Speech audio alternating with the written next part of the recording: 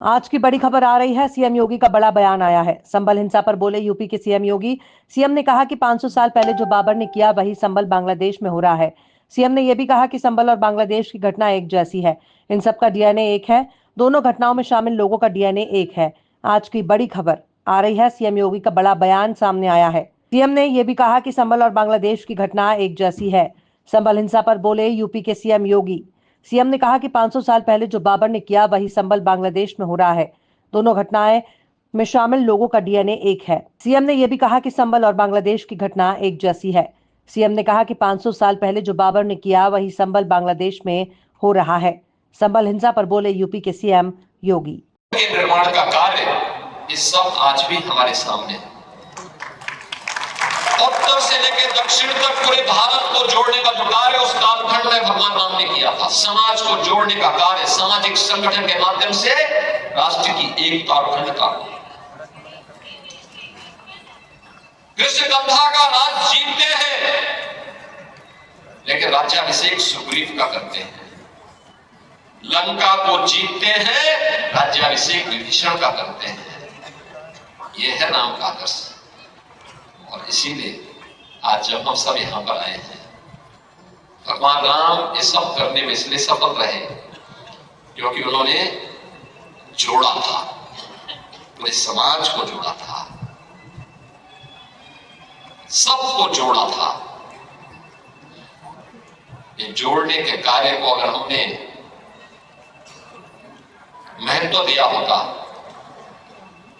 सामाजिक विद्वेष को आगे बढ़ाने और समाज को तोड़ने की, समाज के दुश्मनों की रणनीति को सफल नहीं होने देते, यह देश कभी गुलाम नहीं होता।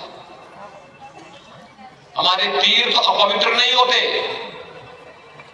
चंद मुट्ठी भर आक्रांता आकर के भारत को पत्तलित करने का दुस्साहस नहीं कर पाते। भारत के वीर योद्धाओं ने रौंद डालते, लेकिन हमारी आपसी एकता में बाधा पैदा करने वाले लोग वे सफल रहे। और उन्हीं की जो जीन्स है वे आज भी हैं, जो जाति के नाम पर राजनीति करके सामाजिक ताने बाने को छिन्न भिन्न करने का प्रयास कर रहे हैं। दुश्मन बगल के देश में किस प्रकार का कृत्य कर रहे हैं, याद रखना। किसी को अगर गलतफहमी हो, 500 वर्ष पहले बाबर के एक सिपह सालार ने जो काम अयोध्या में किया था, जो काम संभल में किया था, और जो काम आज बांग्लादेश के अंदर हो रहा है, तीनों की प्रकृति, तीनों का डीएनए एक जैसा है।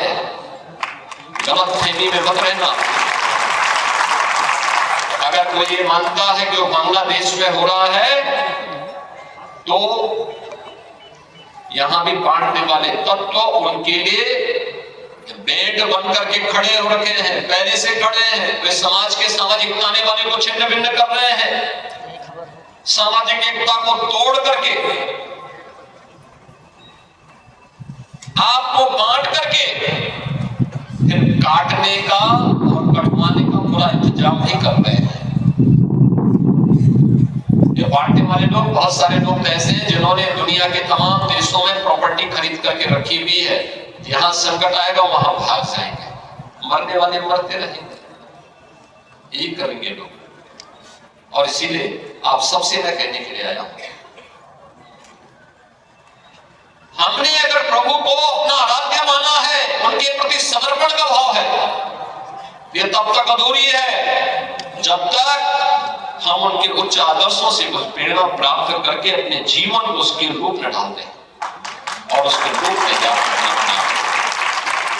उसके अनुरूप करना।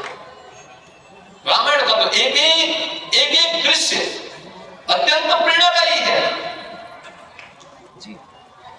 अत्यंत प्रेरणादायी है। याद रखना, देश का जो भारत दुनिया का सबसे पहला महाकाव्य कोई आया है, वो महाकाव्य महर्षि वाल्मीकि का रामायण ही माना जाता है। लौकिक संस्कृत का दुनिया के अंदर कहीं नहीं है, किसी के पास नहीं है। एक धरोहर है आपकी। प्रभु को भी स्थानीय बातें बहुत अच्छी लगती है। तुलसीदास जी ने रामचरितमानस भी अवधी भाषा में रची, कितना लोकप्रिय होगा, पूरे देश के अंदर छा गया। यानी ये धर्म के दोनों हेतु, सांसारिक उत्कर्ष का भी। वीपी न्यूज, खबर सिर्फ सच की।